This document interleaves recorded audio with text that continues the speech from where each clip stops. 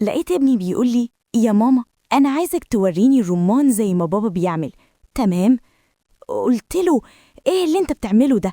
أنت مجنون يا واد، ده أنت ابني، في حد يعمل كده؟ معقولة؟ أنت أكيد كده حصل لك حاجة في مخك. قال لي يا ماما أنا عارف كل حاجة وعشان خاطري علميني. قلت له أعلمك إيه يا واد؟ وبعدين أنت بتتكلم كده كأن أبوه نازل شغله. طب أعلمك بقى لما يجي، أنا هحكي له كل حاجة. قال لي هتحكي له إيه؟ ما أنا عارف يا ماما إن هو بقاله فترة سايب رمان وسايب البطيخة بتاعتك وإنتي زعلانة منه. قلت له إيه ده؟ هو أنت عرفت الكلام ده كله منين؟ أنت يا واد أنت بتتصنت عليا ولا إيه؟ قال لي أنا؟ لا طبعا يا ماما. وبصراحة كانت كل حركاته غريبة، وأنا دلوقتي بس عرفت الفترة اللي فاتت دي الحاجات اللي ابني كان بيعملها إن هي يعني ما كانتش يعني غصب عنه ولا حاجة، لأ، ده أنا كده بقى فهمت كل حاجة. أصل انتوا مش فاهمين، ابني بقاله فترة كده متغير وأنا ما كنتش عارفة أحكي لمين. وبصراحة الواد كل حاجة عنده تشجع أي ست إن هي توافق، وانتم طبعا عمركم ما هتفهموني، أيوة، ولا عمركم هتعرفوا قصدي غير لما أحكي لكم كل اللي حصل. وأنا هقول لكم دلوقتي كل اللي حصل وبالتفصيل، لازم أحكي يمكن ألاقي حد يساعدني في مشكلتي. أهلاً وسهلاً بيكم في قناة حكايات هند. النهاردة معانا حكاية جديدة وأتمنى تعجبكم. لو بتحبوا الحكايات الغريبة والمختلفة ما تنسوش تشتركوا في القناة وتفعلوا الجرس علشان يوصل لكم كل جديد. دلوقتي نكمل قصتنا ونعرف بقى الست أم رامي عملت إيه مع ابنها رامي، وإيه اللي وصلها للي هي فيه ده دلوقتي. ويا ترى رامي قام بالواجب وعمل كل الحاجات اللي هي عايزاها ولا لأ؟ لعلمكم أنا نفسي لما سمعت القصة دي بصراحة كده ما كنتش على بعضي، ولا حتى كنت عارفة هطلع واحكيها لكم إزاي. أصل الموضوع صعب الصراحة، ويعني فكرة بقى حوار يعني إن رامي ابنها عايز الرمان بتاعها ده حاجة تانية خالص. وأنا شخصيا لما عرفت القصة كلها ما كنتش مصدقة نفسي. هقولها لكم وانتم محكومة. أنا أم رامي، عندي دلوقتي في الوقت اللي أنا بحكي لكم فيه القصة ده 41 سنة وكام شهر، يعني كلها كام شهر تانيين وهقفل 42 سنة. أنا متجوزة صغيرة، كان عمري 16 سنة لما اتجوزت. ما كنتش فاهمة أي حاجة في حياتي كلها، وكل اللي كنت فاهماه واللي أمي حكيتولي إن أنا هيبقى يعني في حياتي راجل وأبقى ست بيت، وإن أنا لازم أشوف طلباته وأي حاجة يقولي عليها أقوله حاضر على طول، ولا أسأل هو عايز إيه ولا بيعمل إيه، أقوله حاضر وخلاص. ولما اتجوزت ودخلت بيت جوزي لقيته إنسان طيب بصراحة، وكان بيتعامل معايا حلو جدا جدا جدا، وكان طول الوقت يعني يقولي ده أنا ما شفتش في حلاوتك ولا في جمالك، وإن أنا أحسن ست عنده في حياته كلها، أحسن ست عرفها. كنت بقوله هو أنت عرفت غيري؟ كان يقولي وبعدين بقى الراجل من حقه يعمل اللي هو عايزه، في إيه مالك؟ كنت بسمع الكلام واسكت، ما أنا أمي قالتني إن الراجل من حقه يعمل كل اللي هو عايزه. ومرت الأيام وهو كانت نوبة جيته في شغله، يعني ساعات بالنهار وساعات بالليل، لكن الأغلبية هو كان بيختار وردية بالليل، معرفش هو كان بيحب كده قوي. المهم أنا خلفت ابني واتلهيت معاه وما بقتش مركزة مع جوزي قد كده. لكن الحاجة الوحيدة اللي كنت مركزة فيها بصراحة يعني، وأنا بصراحة مش عارفة أقول لكم الكلمتين دول إزاي، لكن دي الحقيقة اللي لازم أقولها لكم من غير كسوف. وأنا الحاجة الوحيدة اللي كنت مركزة فيها هو موضوع العلاقة. كنت دايما أحب أبقى مع جوزي على طول، وكل شوية أقعد أكلمه وأقول له قد إيه أنا محتاجاله، وهو بصراحة يسيب اللي في إيده ويجي جري. وأنا ما كنتش عارفة أنا هفضل في الحال ده كده لحد إمتى. أصل انتوا مش فاهمين، الست مننا لما تحط الموضوع ده في دماغها ما تسيبوش أبدا، وتبقى كل يوم والتاني خلاص الموضوع بالنسبة لها زي الإدمان. يعني أنا أعرف إن في ستات حابة كده وحابة كده، مش طول الوقت يعني عايزة، لكن أنا ما كنتش عارفة إيه اللي فيا، لكن دي حاجة جوايا، أنا مولودة كده، أحب الموضوع ده زي عينيا. وفضلت على الحال ده لحد ما ابني دخل المدرسة، ودخل كمان وصل يعني في الدراسة لحد تالتة ثانوي. وفي الوقت ده ابتدت بقى الخلافات بيني وبين جوزي تزيد. أولاً هو كبر في السن، أصل هو أكبر مني يجي يعني ب16 17 سنة، وطبعاً الموضوع ده أثر معاه كتير. وتاني حاجة، هو كان طول الوقت في شغله، خصوصاً بقى إن نوبة الجيتو بتاعكوا بالليل، كان يحب قوي يروح شغله بالليل. وأنا طبعاً كست الموضوع ده ما يحلليش غير بالليل، أصل طول اليوم ببقى يعني في شغل البيت وبشوف اللي ورايا، ومش بفضى ولا أشوف نفسي ولا أشوف احتياجاتي غير بالليل. وأول ما يجي عليا الليل وما لاقيهوش أتجنن، ما أنا يعني هعمل إيه؟ وكنت بصراحة كده لما بيجي بالنهار بشتكيله وبقعد أقوله أنت بقى مش همك حالي خالص.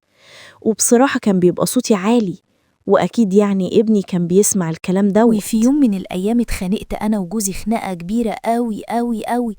والخناقة بدأت أول ما جه من الشغل، دخل عشان يصحيني أقوم أعمل له لقمة لكلها. وأنا كنت بصراحة الليل اللي قبليها على آخري منه، ما هو سابني كده ولا عمل أي حاجة الراجل. دخلت أخد دش وقلت له يستناني قبل ما ينزل، لازم أخد حقي. طلعت ما لقيتوش، وكان فاكر إن هو هيجي بالنهار هيلاقي الموضوع عادي جدا. قمت أول ما شفته وجهي يصحيني عشان أحضر له لقمة ياكلها، اتخانقت معاه. قلت له هو أنت جاي تصحيني أعمل لك حاجة تاكلها؟ إزاي اللي أنت بتقوله ده؟ قال لي جرأيه مالك؟ قلت له بقى أنا بالليل أقول لك يا راجل استناني هطلع لك، ده أنا ما قعدتش 5 دقايق على بعض أطلع ألاقيك نزلت. طب بقول لك إيه بقى لعلمك، أنا من هنا ورايح مش هيهمني أي حاجة أبدا، وكمان أي حاجة تطلبها مني هقول لك عليها لا. قال لي طب ليه بس كل ده؟ هو أنا كنت عملت إيه يعني؟ أنا كل الموضوع إن أنا يعني كنت مستعجل، وبعدين يعني أنا كده قايم متأخر، فقلت لما أجيلك أبقى أشوف اللي أنت عايزاه كله وأنا عنيا ليكي. هو أنا بتأخر عليكي في حاجة؟ قلت له يا راجل يا راجل، ده أنا معرفتش أنام طول الليل طول الليل وأنا على سريري كده مش عارفة أنام اللي حصل لي، وأنت ولا بتسأل عني خالص. قال لي طب خلاص ما تزعليش، يلا قومي حضري لنا لقمة ناكلها، وتعالي اقعدي هنا جنبي، وأنا النهاردة هخليكي أسعد ست في الدنيا. وفعلا سمعت كلامه وصدقته، امال ما كنتش هصدق مين؟ دخلت حضرت له لقمة ياكلها، وبعدين خرجت. وأول ما خرجت قعد هو كل شوية يستعجلني في الأكل. وأول ما دخلت بالأكل وأكلته وعملت له كوباية الشاي اللي تعدل دماغه، وبعد كده قمت بقى لبست يعني قميص نوم حلو كده ولونه زي ما هو بيحبه، وكان ماسك كده عليا وما اقولكوش. وبعد كده قلت له ها جاهز؟ قال لي جاهز لإيه؟ قلت له للماتش اللي عندنا دلوقتي. لكن لقيته بيقول لي بقولك ايه، ما تطلعي جدعة معايا وسيبيني انام، اصلا انا مش عارف ابدا افتح عيني. قمت اتخانقت معاه بصراحة بصوت عالي قوي، وسبت له الأوضة وخرجت بره الأوضة، وقلت لنفسي أنا عمري ما هتحايل عليه، حتى لو كل يوم هقعد أنا أدي لنفسي اللي أنا محتاجاه، وأبدا أبدا مش هسأل فيه. والعبرة المهم إن أنا طلعت من باب الأوضة أتاربني في أوضته صاحي، وأنا كنت فاكراه نايم، لكن هو كان في أوضته وسمع كل الكلام اللي دار بيني وبين أبوه. أنا من غلب دخلت المطبخ أخلص المواعين اللي في المطبخ وظبط الدنيا كده، وأنا واقفة بغسل الأطباق في الحوض، لقيت ابني جه عدى كده من ورايا، وكان يعني بيعمل حاجة وأنا حسيت. أيوة، ما أقولكوش بقى على اللي أنا يعني جرالي والحاجة اللي جت فيا. قلت له إيه ده يا واد أنت، للدرجة دي يعني الخيار يعني معاك كتير؟ قال لي إيه ده يا ماما أنا مش قصدي.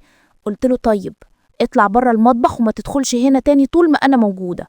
وفعلا خرج ابني بره المطبخ، لكن بعد ما خلصت شغل المطبخ وطلعت قعدت في الصالة، الواد ابني كان قاعد بيتفرج على التلفزيون، لكن عيني جت كده بالصدفة، واللي شفته ما كنتش مصدقة، تنحت كده وبلمته ما كنتش عارفة أقوله إيه.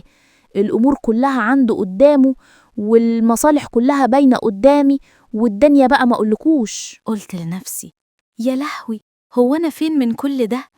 معقولة ابني كبر كده وأنا مش واخدة بالي؟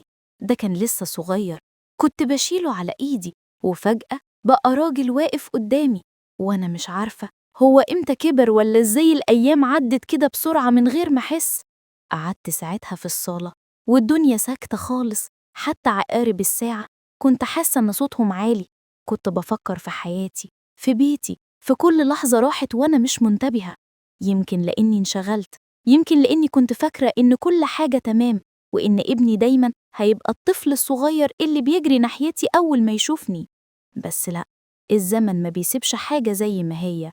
كبر واتغير، وصوته بقى غليظ، وطريقته في الكلام بقت مختلفة.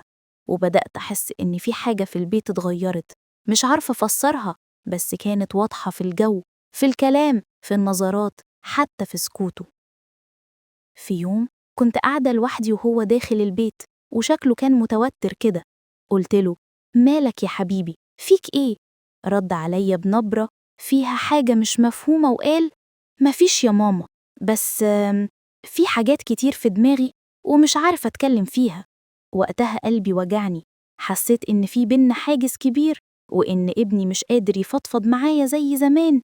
رجع أبوه بعد كده واتكلموا شوية، بس برضه كنت حاسة إن في حاجة ناقصة. دخلت أوضتي بعد العشاء وقعدت أفكر أنا إمتى بعدت عن ابني كده. يمكن لما انشغلت في البيت، يمكن لما المشاكل بيني وبين أبوه خدتني عن كل حاجة تانية، حتى عن ابني اللي هو أغلى حاجة عندي. فضلت طول الليل مش قادرة أنام، ودموعي نازلة على خدي من غير صوت. كنت حاسة إني ضيعت منه حاجات كتير من غير قصد. تاني يوم الصبح ندهتله، قلتله: تعالى يا حبيبي، عايزاك شوية. قعد جنبي وبصلي باستغراب كده وقال: في إيه يا ماما؟ قلتله: أنا عايزاك تسمعني من غير ما تقاطعني. أنا عارفة إنك كبرت، وعارفة إنك بقيت راجل، بس مهما حصل أنت هتفضل ابني، وهتفضل أغلى حاجة في حياتي. أنا يمكن قصرت في حقك، يمكن ما كنتش قريبة منك كفاية، بس صدقني يا حبيبي، أمنيتك لسه زي أول يوم شفتك فيه. وشفت في عينه دمعة صغيرة كده، حاول يخفيها، بس أنا حسيتها. قال لي: يا ماما، أنا كنت محتاج الكلام ده، كنت محتاج أحس إنك شايفاني، فهماني، ومش سايبة الدنيا تاخدني بعيد. ساعتها حضنته، وكل اللي جوايا من خوف وندم خرج في حضن طويل. كنت بدعي ربنا جواه إنه يرجع الزمن يوم واحد بس عشان أصلح اللي اتكسر. ومن اليوم ده بدأت أتكلم معاه كل يوم، نحكي لبعض، نضحك، نتكلم في كل حاجة كانت مسكوت عنها. لقيت بيتي بيرجع ينور تاني، ولقيت ابني بقى أقرب ليا من الأول بكتير. ومن اللحظة دي فهمت إن أقوى حب في الدنيا هو حب الأم، وإن الصمت ساعات بيضيع اللي بنحبه من غير ما نحس. ولما فتحت قلبي ليه، رجع لي ابني اللي كنت خايفة أخسره. ودلوقتي بعد اللي حصل بقيت أقول لنفسي دايماً: مفيش حاجة تستاهل نكتمها، طول ما في حب في أمل، وطول ما في صدق في حياة.